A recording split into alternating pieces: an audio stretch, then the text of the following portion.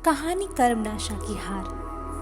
काले सांप का काटा आदमी बच सकता है, हलाहल जहर पीने वाले की मौत रुक सकती है, किंतु जिस पौधे को एक बार कर्मनाशा का पानी छू ले वह फिर हरा नहीं हो सकता। कर्मनाशा के बारे में किनारे के लोगों में एक विश्वास प्रचलित था, यदि एक बार नदी बढ़ आए तो बिना मानुष की बलि लिए लौटती नहीं। हालांकि थोड़ी ऊंचाई पर बसे हुए नई हवालों को उसका कोई खौफ नहीं था। इसी से वे बाढ़ के दिनों में गेरू की तरह फैले हुए अपार जल को देखकर खुशियां मनाते। 2-4 दिन की यह बाढ़ उनके लिए तब्दीली बनकर आती। मुखिया जी के द्वार पर लोग बाग इकट्ठे होते और कजली सावनी की ताल पर ढोल के ढनकने लगती। गांव के दुधमही तक ई बाहरी नदिया जिया लेके माने का गीत गाते, क्योंकि बाढ़ ने उनके किसी आदमी का जिया नहीं लिया था। किंतु पिछले साल अचानक जब नदी का पानी समुद्र की ज्वार की तरह उमड़ता हुआ आया और नई दही से जा टकराया तो ढोल के बह चली। गीत की कड़ियां मुरझाकर होठों में पपड़ी की तरह छा गई। सूखा ने जान के बदले जान देकर पूजा की। 5 बकरों की दौरी भेंट हुई, किंतु बड़ी नदी का हौसला कम न हुआ। एक अंधी लड़की, एक अपाहिज बुढ़िया बाढ़ की भेंट रही। नई हवाले कर्मनाशा के इस उग्र रूप से कांप उठे। बूढ़ी औरतों ने सुराग मिलाया, पूजा पाठ कराकर लोगों ने पाप शांति की। एक बाढ़ बीती, बरस बीता। पिछले घाव सूखे ना थे कि भादों के दिनों में फिर पानी उमड़ा। बादलों की छांव में सोया गांव भोर की किरण देखकर उठा तो सारा सिवान रक्त की तरह लाल पानी से घिरा था। नई दी के वातावरण में हलचल सी छा गई। गांव ऊंचे अरार पर बसा था, जिस पर नदी की धारा अनवरत टक्कर मार रही थी। बड़े बड़े पेड़ जड़ मूल के साथ उलटकर नदी के पेट में समा रहे थे। यह बाढ़ ना थी, प्रलय का संदेश था। नई दी के लोग चूहेदानी में फंसे चूहे की तरह भय से दौड़ धूप कर रहे थे। सबके चेहरे पर मुर्दनी सी छा गई थी। कल दीनापुर में कड़ाह चढ़ा था पांडे जी, ईश्वर भगत हकलाते हुए बोला। कुएं की जगत से बाल्टी का पानी लिए जगेसर पांडे उतर रहे थे। घबराकर बाल्टी सहित ऊपर से कूद पड़े। क्या कह रहे थे भगत? कड़ाह चढ़ा था? क्या कहा सोखा ने? चौराहे पर छोटे से भीड़ इकट्ठी हो गई। भगत अपने शब्दों को चुभलाते हुए बोले, काशीनाथ की शरण। भाई लोगों, सोखा ने कहा था कि इतना पानी गिरेगा कि 3 घड़े भर जाएंगे। आदमी मवेशी की क्षय होगी, चारों ओर हाहाकार मच जाएगा, प्रलय होगी। प्रलय ना होगी तब क्या बरकत होगी? हे भगवान, जिस गांव में ऐसा पाप कर्म होगा वह बहेगा नहीं तब क्या बचेगा? माथे के लुग्गे को ठीक करते हुए धनेसरा चाची बोली, मैं तो कहूँ कि फुलमतिया ऐसे चुप काहे है? राम रे राम, एक ने पाप किया सारे गांव के सिर बीता। उसकी माई कैसे सतवंती बनती थी? आग लाने गई तो घर में जाने नहीं दिया। मैं तो तभी छान गई कि हो ना हो कुछ दाल में तो कुछ काला है। कुछ साफ भी कहोगी भौजी? बीच में जगेसर पांडे बोले। क्या हुआ आखिर? हुआ क्या? विधवा लड़की बेटा पैदा कर सुहागिन बनी है। कब हुआ? सबकी आंखों में उत्सुकता के फफोले उभर आए। आगत भय से सबकी सांसें टंगी रह गईं। तभी मिर्च की तरह तीखी आवाज में चाची बोली, कोई आज की बात है? 3 दिन हो गए। लोगों को प्रलय की सूचना देकर हवा में उड़ते हुए आंचल को बरजोरी बस में करती चाची चौराहे की ओर बढ़ चली। गांव का सारा आतंक, भय, पाप उनके पीछे कुत्ते की तरह दुम दुबाए चले जा रहे थे। सबकी आंखों में नई दी का भविष्य था। रक्त की तरह लाल पानी में चूहे की तरह ऊब जूब करते हुए लोग चिल्ला रहे थे। मौत का ऐसा भयंकर स्वप्न शायद ही किसी ने देखा था। भैरव पांडे बैसाखी के सहारे अपनी बकरी के दरवाजे में खड़े बाढ़ के पानी का जोर देख रहे थे। अपार जल में बहते हुए सांप बिच्छू चले जा रहे थे। मरे हुए जानवर की पीठ पर बैठा कौवा लहर के धक्के से बिछल जाता। भीगे चूहे पानी से बाहर निकलते तो चील झपट पड़ती। विचित्र दृश्य है। पांडे ना जाने क्यों बुदबुदाए, फिर मिट्टी की बनी पुरानी बकरी की ओर देखा। पांडे के दादा देश देहात के नामी गिरामी पंडित थे। उनका ऐसा अकबाल था कि कोई किसी को कभी सताने की हिम्मत नहीं करता था। उनकी बनवाई है यह बकरी। भाग के ले कौन टारे, 2 पुश्त के अंदर ही सब कुछ खो गया। मुट्ठी में बंद जुगनू हाथ के बाहर निकल गया और किसी ने जाना भी नहीं। आज से 16 साल पहले माँ बाप एक नन्हा लड़का हाथ में सौंप कर चले गए। पैर से पंगु भैरव पांडे अपने 2 बरस के छोटे भाई को कंधे से चिपकाए असहाय निरालंब खड़े रह गए। धन के नाम पर बाप का कर्जा मिला, काम धाम के लिए दूध मुहे भाई की देखरेख, रहने के लिए बकरी जिसे पिछली बाढ़ के धक्कों ने एकदम जर्जर कर दिया है। अब यह भी ना बचेगी। पांडे के मुंह से भवितव्य फूट रहा था, जिसकी भयंकरता पर उन्होंने जरा भी ख्याल करना जरूरी नहीं समझा। दरारों से भरी दीवारें उनके खुरदरे हाथों के स्पर्श से पिघल गईं। वर्षा का पानी पसीजकर हाथों में आंसू की तरह चिपक गया। सनसनाती हवा गांव के इस छोर से उस छोर तक चक्कर लगा रही थी।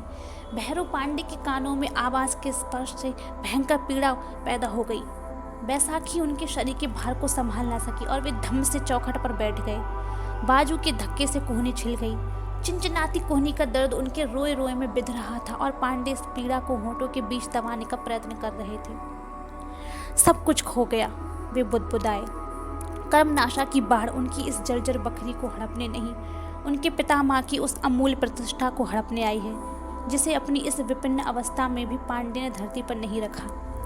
दुलार से पली वह प्रतिष्ठा सदा उनके कंधे पर चढ़ी रही। मैं जानता था कि यह छोकरा इस खानदान का नाश करने आया है। पांडे की आंखों में उनके छोटे भाई की तस्वीर नाच उठी। 18 वर्ष का छरछरा पानीदार कुलदीप, जिसकी आंखों में भैरव की माँ की छाया तैरती नजर आती। उसके काले काकुल को देखकर मुखिया जी कहते हैं कि इस पर भैरव पांडे के दादा के लौछार पड़ी है। पांडे हो होकर हंस पड़ते। जा रे कुलदीप, बरामदे में बैठकर पढ़। भैरव पांडे मन में बुदबुदाते, तेरे आंख में 100 कुंड बालू, हरामी कहीं का, लड़के पर नजर गड़ाता है। कुछ भी हुआ तो भगवान कसम तेरा गला घोट दूंगा। बड़ा आया मुखिया जी, फिर जरा बढ़ के बोलते, क्या लौछार पड़ेगी मुखिया जी?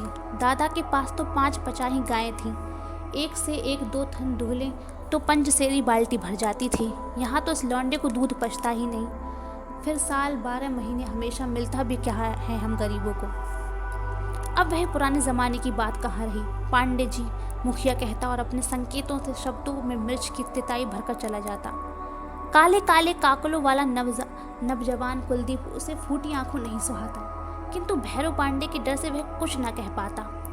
भैरव पांडे दिन भर बरामदे में बैठकर रुई के बिनौने निकालते, तूमते, सूत तैयार करते और अपनी तकली नचा नचा कर जनेऊ बनाते, जजमानी चलाते, पत्रा देख देते, सत्यनारायण की कथा बांध देते और इससे जो कुछ मिलता कुलदीप की पढ़ाई और उसके कपड़े लत्ते में खर्च हो जाता। यह सब कुछ मर मर कर किया था। इसी दिन को पांडे की आंखों में प्यास छा गई। लड़के ने उन्हें किसी और का नहीं रखा। आज यहाँ आफत मची है, अपने पता नहीं कहाँ भागकर छिपा है। राम जाने कैसा हो। सूखी आंखों से 2 बूंद गिर पड़ी। अपने से तो कौर भी नहीं उठा पाता था। भूखा बैठा होगा कहीं। बैठे मरे, हमें क्या, हम क्या करें। पांडे ने बैसाखी उठाई, बगल की चारपाई तक गए और धम्म से बैठ गए। दोनों हाथों से मुंह छुपा लिया और चुप लेटे रहे। पूर्वी आकाश पर सूरज 2 लट्ठे ऊपर चढ़ आया था। काले काले बादलों की दौड़ धूप जारी थी। कभी कभी हल्की हवा के साथ बूंदें बिखर जाती। दूर किनारों पर बाढ़ के पानी की टकराहट हवा में गूंज उठती। भैरव पांडे उसी चारपाई पर लेटे आंगन की ओर देख रहे थे। बीचों बीच आंगन के तुलसी चौरा था, जो बरसात के पानी से कटकर खुरदरा हो गया था। पुराने पौधों के नीचे नई मासूम मरकती पत्तियों वाले छोटे छोटे पौधे लहराने लगे थे। वर्षा की बूंदें पुराने पौधे की सख्त पत्तियों पर टकराकर बिखर जाती। टूटी हुई बूंदों की फुहार धीरे से मासूम पौधों पर फिसल जाती। कितने आनंद मग्न थे वे मासूम पौधे। पांडे की आंखों के सामने कार्तिक की वह शाम भी नाच उठी।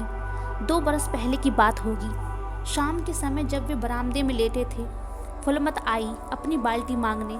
सुबह भैरव पांडे ले आए थे किसी काम से।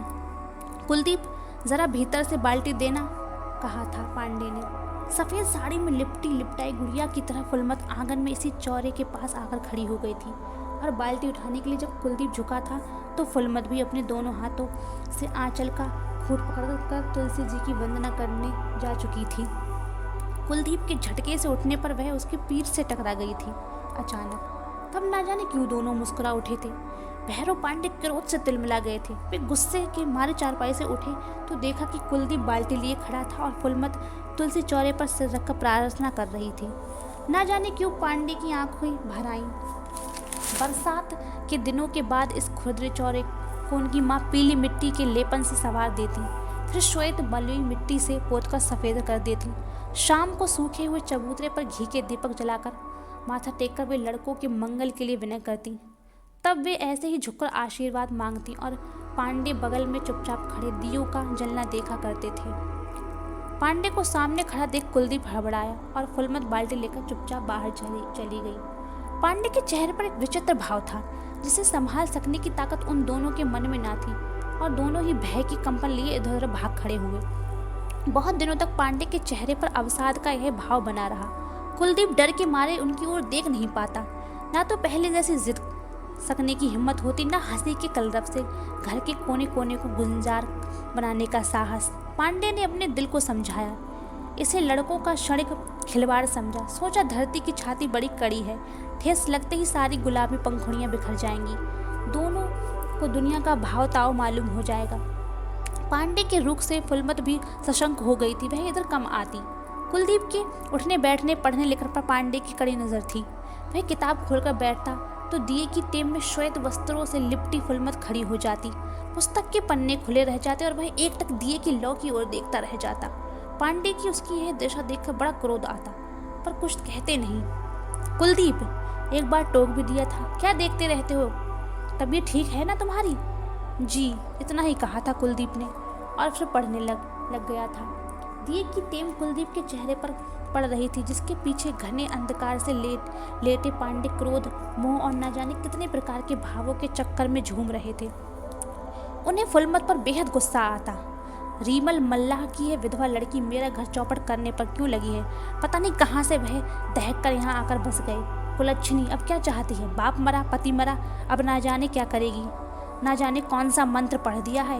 यह कबूतर की तरह मुंह फैलाए बैठा रहता है, न पढ़ता है न लिखता है, हंसना खेलना खाना सब भूल गया है। पांडे चारपाई से उतरकर इधर उधर चक्कर लगाते रहे, पर कुछ निर्णय न कर सके। समय बीतता गया। कुलदीप भी कुछ खुश नजर आता, हंसता खेलता। पांडे की छाती से चिंता का भारी पत्थर खिसक गया। एक बार फिर उनके चेहरे पर हंसी की आभा लौटने लगी। रुई सूत का काम फिर शुरू हुआ। गांव की दो चार उठल्ले निठल्ले आकर बैठ जाते।